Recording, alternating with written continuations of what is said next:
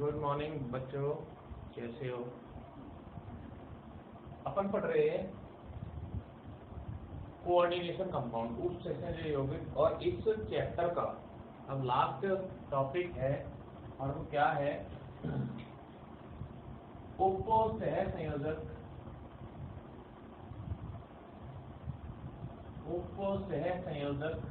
यौगिकों में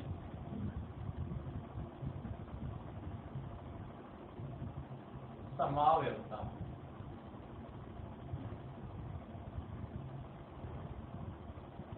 isomerism in coordination compound, उपसहसंयोजक यौगिकों में समावयवता।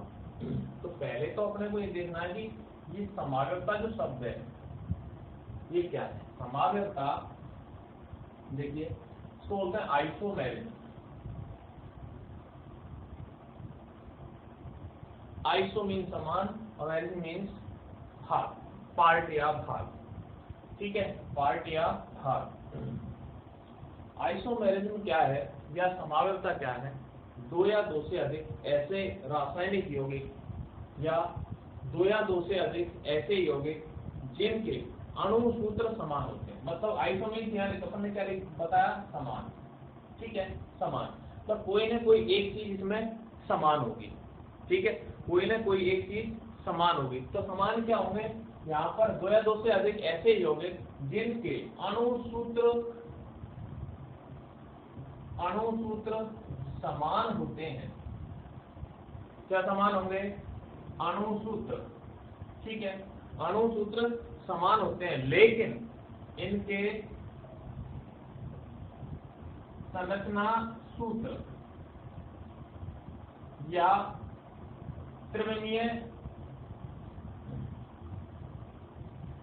त्रिविमीय विन्यास अलग अलग होते हैं।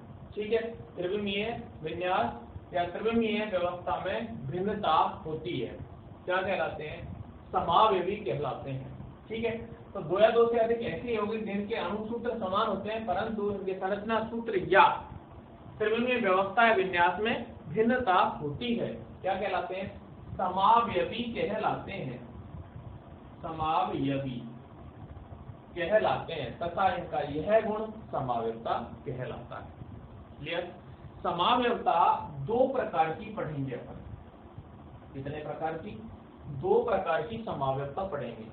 एक पढ़ेंगे अपन संरचनात्मक समावयवता, संरचनात्मक समावयवता, और दूसरी पढ़ेंगे अपन त्रिविम समावयवता, त्रिविम समावयवता। ठीक है, ये जो त्रिविम समावयवता है ये आपको सर ने छिपा सर ने स्टीरियो केमिस्ट्री में पढ़ाई। स्टीरियो केमिस्ट्री में भी ये आपको पढ़ाई गई थी और अपने इस कोऑर्डिनेशन कंपाउंड वाले चैप्टर में भी है। ठीक है, तो अपन पहले पढ़ेंगे संरचनात्मक समावयवता और उसके बाद पढ़ेंगे त्रिविम समावयवता। ठीक है, तो देखिएगा पहले क्या है? संरचनात्मक समावयवता। संरचनात्मक समावयवता क्या होगी? तो ऐसे दो या दो से अधिक ऐसे यौगिक जिनके क्या समान होंगे? अणु सूत्र तो समान होते हैं, लेकिन संरचना सूत्रों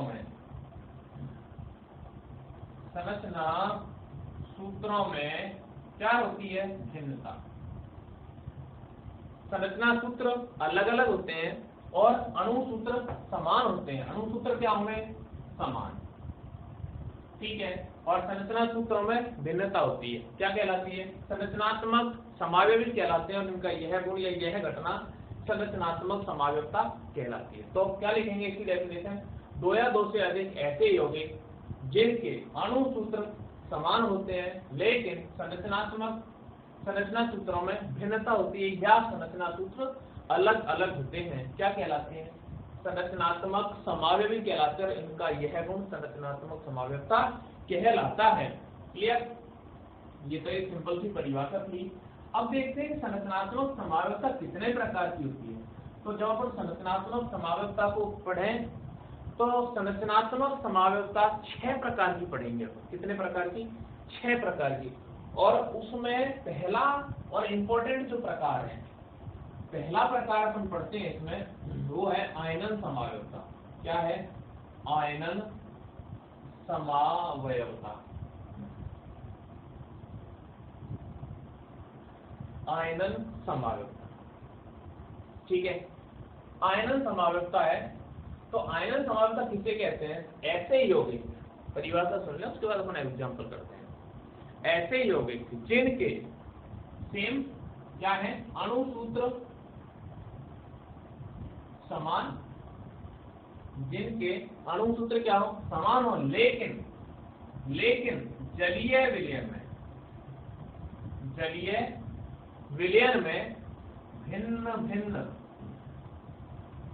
भिन्न भिन्न आयन देते हैं। जलीय विलयन में क्या देते हैं? भिन्न भिन्न आयन देते हैं। अणु सूत्र क्या होंगे? समान।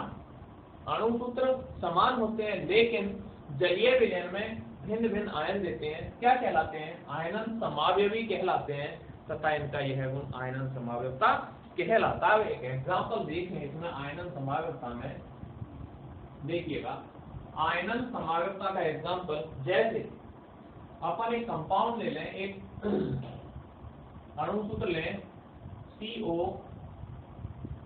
NH3 का होल 5 डॉट Br और SO4, ये एक अणु सूत्र है। अब इस अणु सूत्र से पहले तो अपन क्या बनाए? इसका संकुल बनाए, ठीक है। संकुल बनाएंगे तो देखिएगा एक संकुल बनेगा इससे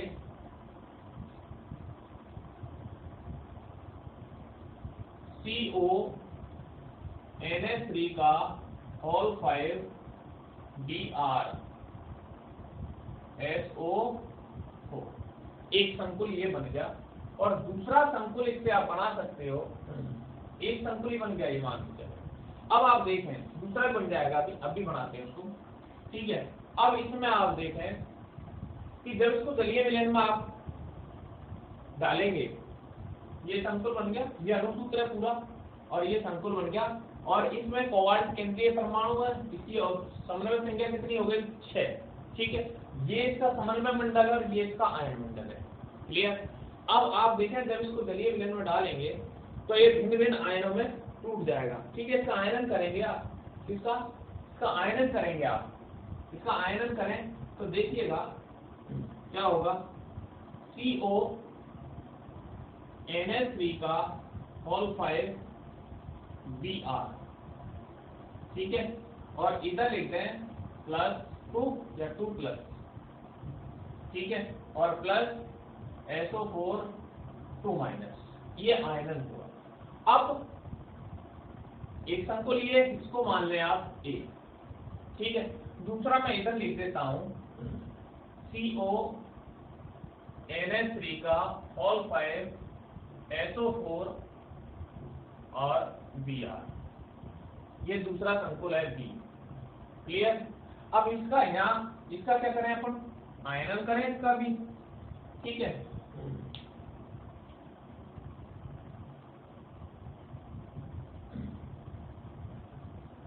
इसका भी क्या करें? आयनन।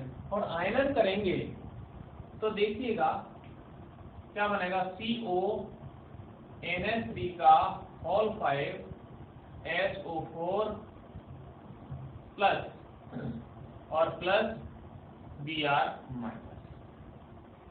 अब दोनों का आयनन कर दिया, दोनों संकुलों का। दोनों संकुलों के आयनन में आप देखें, अपन ने परिभाषा क्या बोली? ऐसे यौगिक जिनके अणु सूत्र समान है। ये अणु सूत्र है, ये क्या है इसका? अणु सूत्र। ये अणु सूत्र समान है, इसके लिए भी यही अणु सूत्र और इसका भी, इस संकुल का भी अणु सूत्र ये है। दोनों का अणु सूत्र समान हो गया। जब इनका आयनन किया तो जलीय विलयन में ये अलग अलग आयन देते हैं। तो अलग अलग आयन देखें आप, यहाँ पर इसका आयन दिया तो यहाँ आयन कौन सा है? SO4 2-, और यहाँ आयन क्या है? Br-। दोनों के अणुसूत्र सेम है, लेकिन जलीय विलयन में जब आयनन किया तो आयन अलग अलग प्राप्त हुए, ठीक है।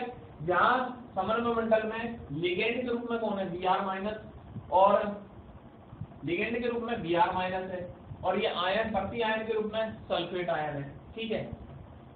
यहाँ लिगेंड कौन है, सल्फेट आयन, और प्रति आयन कौन है, Br-। ठीक है, तो अब देखिए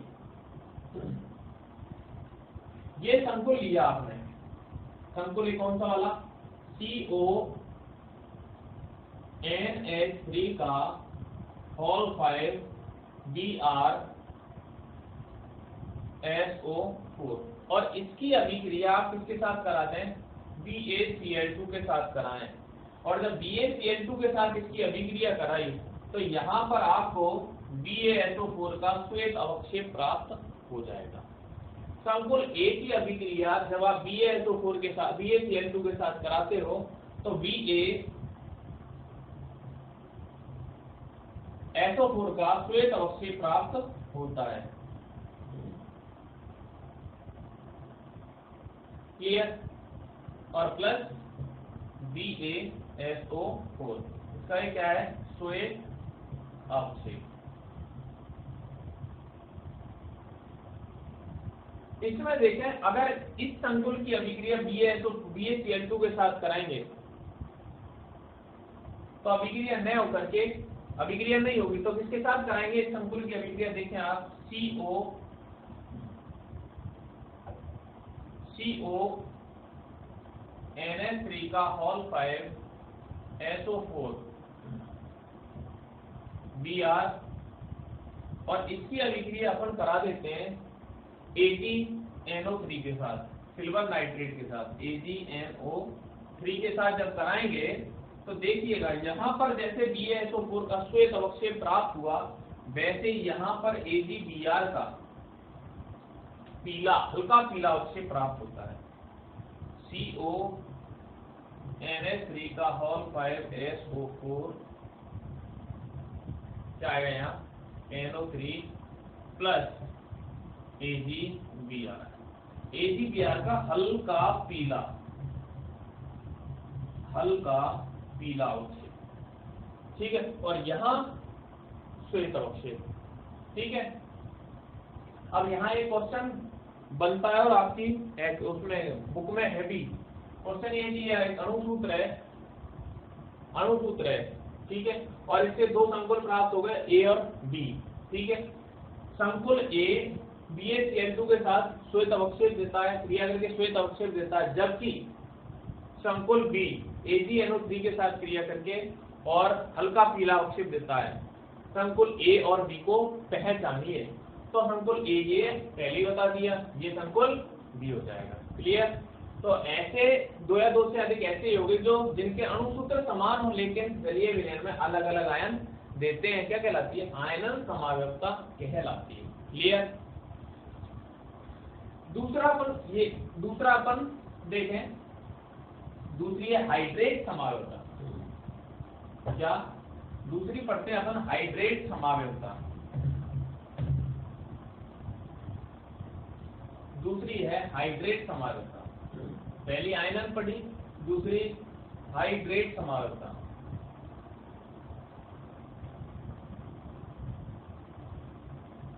हाइड्रेट समाव्यवस्था। ठीक है, हाइड्रेट यहाँ जल के अणुओं से लिया गया। देखें, अब हाइड्रेट के लिए अपने एक कंपाउंड लें, अणुसूत्र ले लें, CrCl3.6H2O, ये अणुसूत्र है।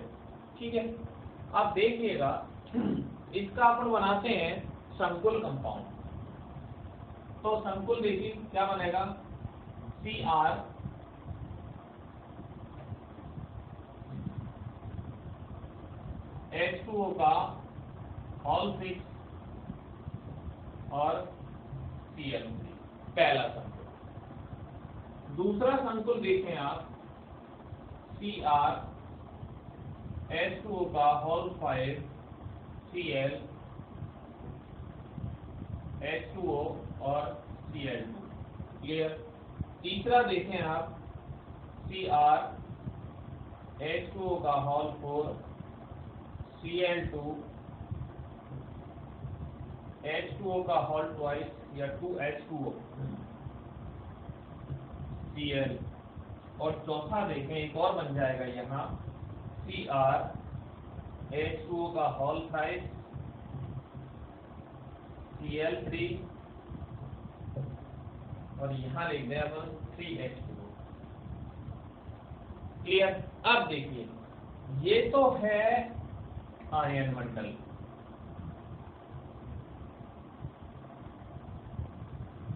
और ये है समन्वय मंडल, पहले ही पढ़ चुके हैं अपन। अब हाइड्रेट समन्वयता होती क्या है? तो ऐसे संकुल यौगिक या ऐसे उपसंयोजक यौगिक जिनके अणु सूत्र तो समान होते हैं, चारों के अणु सूत्र सेम है, लेकिन समन्वय मंडल और आयन मंडल में, समन्वय मंडल और आयन मंडल में जल के अणुओं की संख्या में भिन्नता होती है। ध्यान से वापस सुने आप। ऐसे संकुल यौगिक जिनके अणु सूत्र तो समान होते हैं, लेकिन समन्वय मंडल और आयन मंडल में जल के अणुओं की संख्या भिन्न भिन्न होती है, जल के अणुओं की संख्या भिन्न भिन्न होती है, क्या कहलाती है? हाइड्रेट समन्वयता कहलाती है। अब देखें ये उदाहरण समझेंगे। देखिए ये आयन मंडल और ये समन्वय मंडल, दोनों में जल के अणुओं की संख्या क्या होनी चाहिए? भिन्न भिन्न। तो यहाँ पर जल के अणु संख्या कितनी है? समन्वय मंडल में 6 और यहाँ कितनी है? 3। ठीक है। यहाँ देखिए यहाँ 5 है और यहाँ 1 है, बराबर है। यहाँ 4 है, यहाँ 2 है, दोनों में अलग अलग हो गए, यहाँ भी अलग अलग है, यहाँ भी अलग है। यहाँ कितने हैं? 3 और यहाँ 3 है। तो क्या ये हाइड्रेट समन्वयी होंगे? नहीं, ये जो उदाहरण है ये हाइड्रेट समन्वयता नहीं दर्शाएगा, क्योंकि आयन मंडल और समन्वय मंडल दोनों में जल के अणुओं की संख्या क्या है? समान। ठीक है। जबकि शर्त क्या है इसके लिए कि आयन मंडल और समन्वय मंडल में जल के अणुओं की संख्या भिन्न भिन्न होनी चाहिए। तो ये जो 3 एग्जाम्पल हैं ये क्या है? हाइड्रेट समन्वयी। ठीक है। ये हाइड्रेट समन्वयता नहीं दर्शाएगा, क्योंकि यहाँ पर समन्वय मंडल और आयन मंडल दोनों में जल के अणुओं की संख्या समान है। ठीक है। ये हाइड्रेट समन्वयता दर्शाएंगे और ये हाइड्रेट समन्वयता नहीं दर्शाएगा, क्योंकि जल के अणुओं की संख्या आयन मंडल और समन्वय मंडल में समान है। क्लियर। बंधक समन्वयता, तीसरी कौन सी है? बंधक समन्वयता। ठीक है। तो देखिए आप इसमें एग्जांपल देख रहे हैं, एक है CN साइनो और यहाँ है NO2, साइनो और NO2। अब देखें आप, अपन ने ये 2 एग्जांपल कहीं पढ़े, अपन ने एग्जांपल पढ़े थे ये उभय तंतु लिगेंड, और वहां पर लिखा था कि ऐसे एक तंतु लिगेंड जिनमें 2 दाता परमाणु होते हैं, लेकिन एक समय में परिस्थिति के अनुसार एक ही दाता परमाणु केंद्रीय धातु परमाणु के साथ उपसंयोजक बंध बनाने में भाग लेता है, उभय तंतु लिगेंड कहलाते हैं। तो देखिए यहाँ बंधक समन्वयता जो किसे कहेंगे? तो सीधा सीधा ये कहें कि उभय तंतु लिगेंडों द्वारा दर्शाए जाने वाली समन्वयता, उभय तंतु लिगेंडों द्वारा दर्शाए जाने वाली समन्वयता क्या कहलाएगी? बंधक समन्वयता कहलाएगी। अब इसका अपन जो समावेश भी बना, इसे एक एग्जांपल अणुसूत्र इसका समावेश बनेगा CrH2O का होल 5। अब यहाँ CN है तो ये क्या लिखेंगे? NC और Cl, क्योंकि यहाँ पर कार्बन उपसंयोजक बंध बनाएगा क्रोमियम के साथ, और यहाँ पर नाइट्रोजन उपसंयोजक बंध बनाएगा क्रोमियम के साथ। यहाँ नाइट्रोजन दाता परमाणु और यहाँ कार्बन दाता परमाणु, दोनों एक साथ दाता परमाणु का कार्य नहीं करेंगे। ठीक है। इनके नाम भी अलग अलग हो जाएंगे। इसका नाम क्या होगा देखिएगा, क्या लिखेंगे? Penta aqua cyano cobalt chromium third chloride. Clear. और इसका नाम क्या होगा? Penta aqua isocyano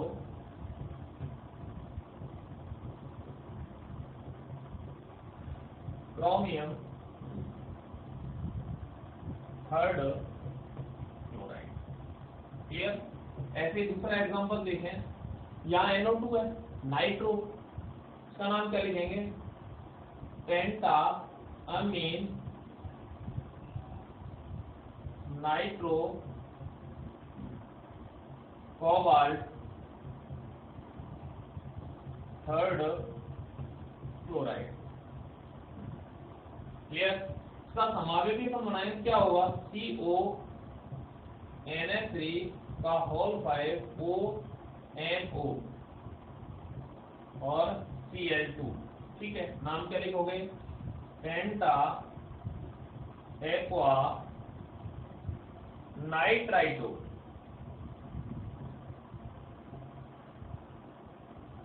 cobalt third chloride.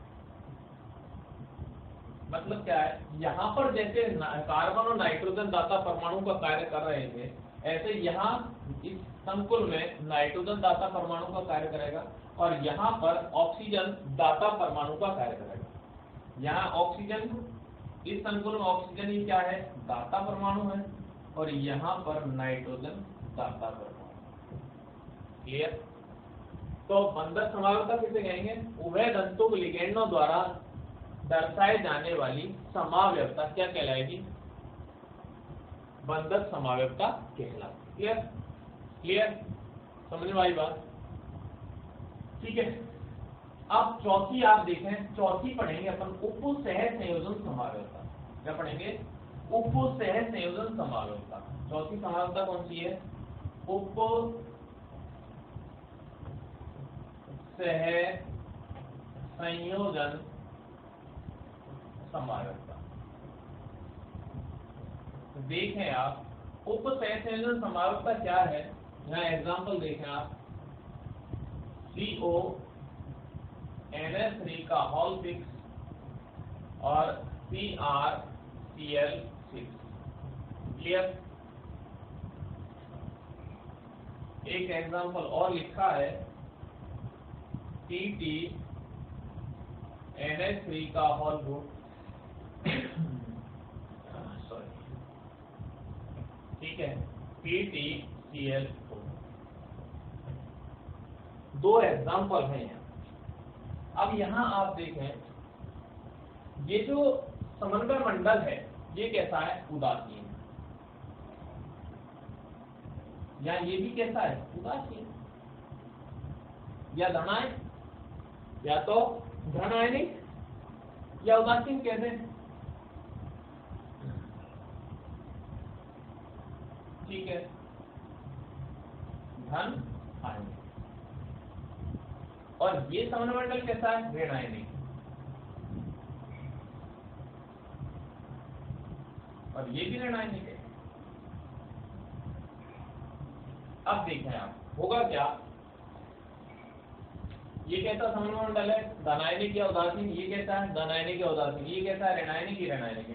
तो अब होगा क्या, इसमें धनायनिक एवं ऋणायनिक समन्वय मंडल में, धनायनिक, ध्यान से सुनना, धनायनिक एवं ऋण आयनिक समन्वय मंडल में लिगेंडों के अंतर परिवर्तन के कारण, मतलब यह क्या होगा, ये जो लिगेंड है ये अंतर परिवर्तित होंगे, लिगेंडों के अंतर परिवर्तन के कारण उत्पन्न समावेशता क्या कहलाती है, उप सह संयोजन समावेशता कहलाती है।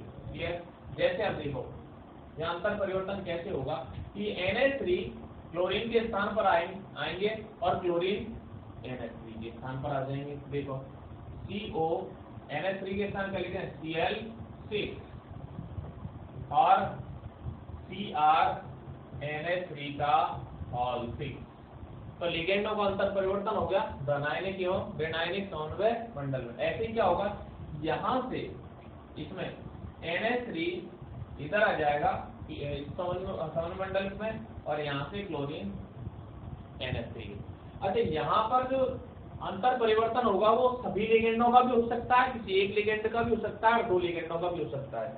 ठीक है, जैसे देखो इसमें TTNH3 का होल थ्राइस लिखते हैं अपन, और एक Cl यहाँ ले लें, यहाँ अपन ने 6 के 6 लिगेंड अंतर परिवर्तित किया, यहाँ पर एक एक लिगेंड, यहाँ क्या होगा BTCl3 और यहाँ NH3। क्लियर? तो एक एक लिगेंडों का यहाँ अंतर परिवर्तन किया, यहाँ 6 के 6 कर दिए, तो एक का भी हो सकता है, 2 का भी हो सकता है। ठीक है, और सभी लिगेंडों का अंतर परिवर्तन भी हो सकता है। क्लियर? तो ये 4 कौन सी थी? उप सह संयोजन संभाव्यता। अब अगली 5वीं क्या है? लिगेंड संभाव्यता। अगली संभाव्यता क्या है? लिगेंड संभाव्यता। अब लिगेंड संभाव्यता क्या है कि जो लिगेंड संभाव्यता है उसमें संकुल यौगिक में उपस्थित या किसी यौगिक में उपस्थित लिगेंड ही स्वयं संभाव्यता दर्शाता है। देखो जैसे ये क्लोरीन Cl है, ये Cl है, ये Cl है। अब यहाँ पर ये जो लिगेंड है यही क्या है? संभाव्यता दर्शा रहा है। इसका नाम क्या? 2-क्लोरोफेनिल लिख सकते हैं अपन इसको, 2-क्लोरोफेनिल। ये 3-क्लोरोफेनिल होगा, फेनिल, ये 4-क्लोरोफेनिल। क्लियर? तो यहाँ संभाव्यता कौन दर्शाएगा? Cl के कारण, क्योंकि Cl ही अपनी स्थितियों को चेंज कर रहा है, परिवर्तन कर रहा है। ठीक है, या दूसरी 1 2 3 4 5 6 यहाँ ऑर्थो पर है, यहाँ मेटा पर है, यहाँ पैरा पर। ठीक है, दूसरा एग्जांपल देखेंगे आप, प्रोपेन 1,2-डाइएमीन NH2 कहाँ है? 1 2 3 पहली और दूसरी स्थिति पर है, और यहाँ कौन सी पर है? 1 2 3 पहली और तीसरी पर। तो किसके कारण? इस लिगेंड के कारण ही यहाँ क्या दर्शाई जा रही है? संभाव्यता। तो लिगेंड के कारण दर्शाई जाने वाली संभाव्यता ये क्या कहलाती है? लिगेंड संभाव्यता कहलाती है। क्लियर? एक लास्ट 6ठी है उप सह संयोजन स्थिति संभाव्यता। पहले पढ़ी थी अपन उप सह संयोजन संभाव्यता। ठीक है, अब पढ़ रहे हैं उप सह संयोजन स्थिति संभाव्यता। अलग है, ध्यान रखना, उप सह संयोजन स्थिति संभाव्यता, कोऑर्डिनेशन, पोजीशन, आइसोमेरिज्म। ठीक है, उप सह संयोजन स्थिति संभाव्यता। तो यहाँ पर आप देखें सेतु लिगेंड है। जैसे सेतु लिगेंड अपन ने इसका नामकरण पढ़ा था, सेतु लिगेंड। तो ये जो उप सह संयोजन स्थिति संभाव्यता है ये किसके द्वारा दर्शाई जाएगी? सेतु लिगेंड युक्त संकुल यौगिकों के द्वारा दर्शाई जाती है, जिसमें संकुल यौगिक का अणुसूत्र तो समान होता है लेकिन लिगेंडों के जुड़ने में भिन्नता पाई जाती है। ये जो लिगेंड जुड़े हुए हैं इनमें भिन्नता पाई जाती है। देखिए यहाँ पर NH3 का होल 4 है, ठीक है, और यहाँ NH3 ऑल 12 Cl2। तो ये कैसा असममित है, दोनों तरफ लिगेंडों की संख्या तो समान है, यहाँ 4 NH3 है और यहाँ 2 Cl और 2 NH3 है, लेकिन यहाँ NH3 4 है, यहाँ 2 Cl और NH3 है 2। जब ये बराबर हो जाएंगे, जैसे देखो इधर दूसरा इसका जो समाव्य भी है, ये समाव्य भी है, इसमें 3 NH3 है 1 Cl है, यहाँ भी 3 NH3 1 Cl। अब दोनों तरफ लिगेंडों की संख्या बराबर है और लिगेंड समान है।